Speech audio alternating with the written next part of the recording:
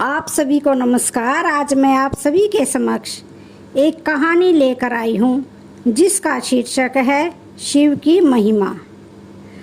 परम शिव भक्त उपमन्यु वेदों के ज्ञाता महर्षि व्याघ्रपाद के बड़े पुत्र थे। एक दिन उपमन्यु ने माता से दूध मांगा। घर में दूध था नहीं। माता ने चावलों का आटा जल में घोलकर उपमन्यु को दे दिया।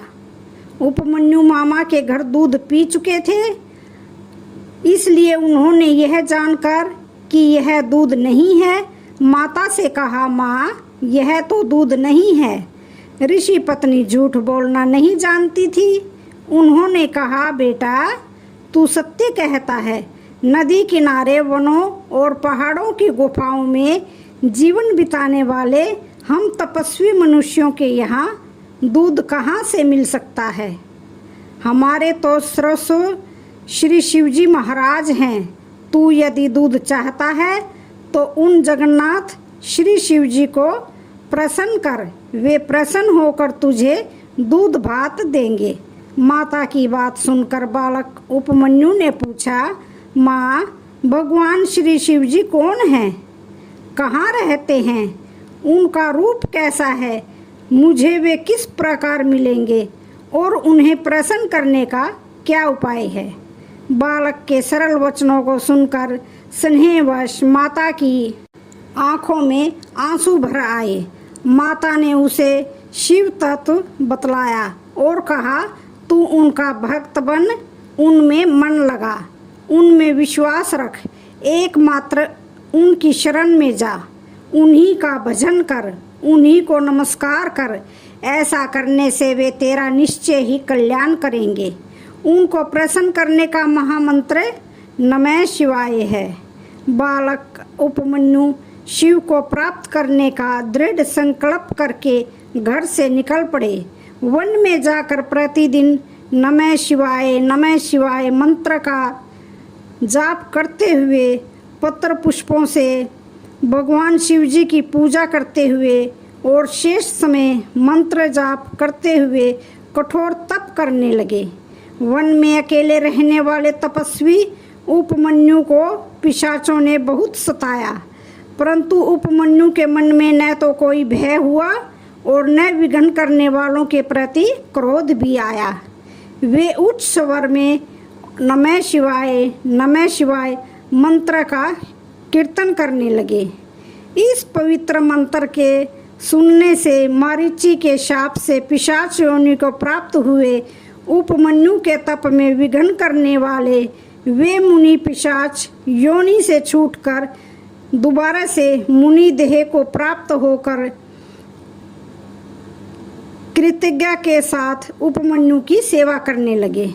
इसके बाद देवताओं के द्वारा उपमन्यु की कठोर तपस्या का हाल सुनकर अंतर्यामी भोलेनाथ भगत का गौरव बढ़ाने के लिए उनके प्रेम की परीक्षा करने की इच्छा से इंद्र का रूप धारण कर श्वेत वर्ण ऐरावत पर सवार होकर उपमन्यु के समीप जा पहुँचे। मुनि कुमार भक्त श्रेष्ठ उपमन्यु ने इंद्र रूपी भगवान महादेव को देखकर धरती पर सिर टेककर प्रणाम किया और कहा, हे देवराज, आपने स्वयं मेरे समीप पधार कर मुझ पर बड़ी कृपा की है। बताइए मैं आपकी क्या सेवा करूं? इंद्र रूपी शिव ने प्रसन्न होकर कहा, उपमन्यु, तुम्हारी इस तपस्या से मैं बहुत ही प्रसन्न हुआ हूँ। तुम मुझसे मनचाहा वर मांगो। तुम जो मांगोगे वह मैं तुम्हें दूंगा। इंद्र की बात सुनकर उपमन्यु ने कहा, देवराज, आपकी बड़ी कृपा है, परंतु मैं आपसे कुछ भी नहीं चाहता। मुझे न तो स्वर्ग चाहिए न स्वर्ग का ऐश्वर्य। मैं तो भगवान शंकर का दास बनना चाहता हूँ। जब तक वे प्रसन्न होकर मुझे दर्शन नहीं देंगे तब तक मैं तप को नहीं छोड़ूंगा। भगवान शिव को प्रसन्न किए बिना मुझे शांति नहीं मिल सकती। मेरे दोषों के कारण मुझे इस जन्म में भगवान के दर्शन न हो सके, और यदि मेरा फिर जन्म हो तो उसमें भी भगवान शिव पर ही मेरी अक्षय और अनन्य भक्ति बनी रहे। उपमन्यु फिर अपनी तपस्या में लग गए। तब इंद्र रूपधारी शंकर ने उपमन्यु के सामने अपनी ही निंदा करना आरंभ किया। मुनि को शिव निंदा सुनकर बड़ा ही दुख हुआ। कभी क्रोध न करने वाले मुनि के मन में भी इष्ट की निंदा सुनकर क्रोध का संचार हो आया, और उन्होंने इंद्र का वध करने की इच्छा से भस्म लेकर इंद्र पर फेंकी, और शिव निंदा सुनने के पश्चात अपने शरीर को भस्म करने के लिए अग्नि धारण करने लगे। उनकी यह स्थिति देखकर भगवान शंकर बहुत प्रसन्न हो गए। भगवान के आदेश से अग्नि धारण का निवारण हो गया और नंदी के अधोरास्त्र का निवारण कर दिया। इतने ही में अभिमन्यु ने चकित होकर देखा कि ऐरावत हाथी ने चंद्रमा के समान सफेद कांति वाले बैल का रूप धारण कर लिया है, और इंद्र के स्थान पर भगवान शिव अपने दिव्य रूप में जगजननी उमा के साथ उस पर विराजमान हैं। उनमें करोड़ों सूर्यों के समान तेज है और करोड़ों चंद्रमाओं के समान शीतल किरणों से घिरे हुए हैं। उनके शीतल तेज से सब दिशाएं प्रकाशित हो गई। वे अनेक प्रकार के सुंदर आभूषण पहने थे। उनके उज्जवल सफ़ेद वस्त्र थे। सफ़ेद फूलों की सुंदर माला उनके गले में थी।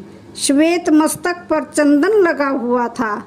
सुंदर दिव्य शरीर पर स्वर्ण कमलों से गूंथी हुई और रत्नों से जड़ी हुई माला सुशोभित हो रही थी। माता उमा की शोभा भी अवर्णनीय थी। ऐसे देव मुनि वंदित भगवान शंकर के माता उमा सहित दर्शन प्राप्त कर उपमन्यु के हर्ष का पार न रहा। उपमन्यु गदगद कंठ से प्रार्थना करने लगे। भक्त की निष्कपट और सरल प्रार्थना से प्रसन्न होकर भगवान शंकर ने कहा, बेटा उपमन्यु, मैं तुझ पर बहुत प्रसन्न हूँ। मैंने भली भांति परीक्षा करके देख लिया कि तू मेरा बहुत बड़ा और दृढ़ भक्त है। बता तू क्या चाहता है। भगवान शंकर के स्नेह भरे वचनों को सुनकर उपमन्यु के आनंद की सीमा न रही। उनके नेत्रों से आनंद के आंसुओं की धारा बहने लगी। वह गदगद स्वर में बोले, हे नाथ, आज मुझे क्या मिलना बाकी रह गया। मेरा यह जन्म सदा के लिए सफल हो गया। देवता भी जिनको प्रत्यक्ष नहीं देख सकते, वे देवादिदेव महादेव आज कृपा करके मेरे सामने विराजमान हैं। इससे अधिक मुझे कुछ नहीं चाहिए। इस पर भी आप यदि देना ही चाहते हैं तो यही दीजिए कि आपके श्री चरणों में मेरी भक्ति सदा बनी रहे। भगवान शिव ने उपमन्यु का मस्तक चूमकर उन्हें देवी के हाथों में सौंप दिया। देवी जी ने भी अत्यंत स्नेह से उनके मस्तक पर हाथ रखकर उन्हें अविनाशी कुमार पद प्रदान किया। भगवान शिव जी ने कहा कि बेटा, तू आज अजर, अमर, तेजस्वी, यशस्वी और दिव्य ज्ञान युक्त हो गया है। तेरे सारे दुखों का सदा के लिए नाश हो गया। तू मेरा परम भक्त है। यह दूध माता की खीर ले। यह कहकर शिव जी अंतर्ध्यान हो गए। तो आज की वीडियो का यहीं पर समापन होता है। वीडियो अच्छी लगे तो चैनल को लाइक, शेयर, सब्सक्राइब जरूर करें। धन्यवाद।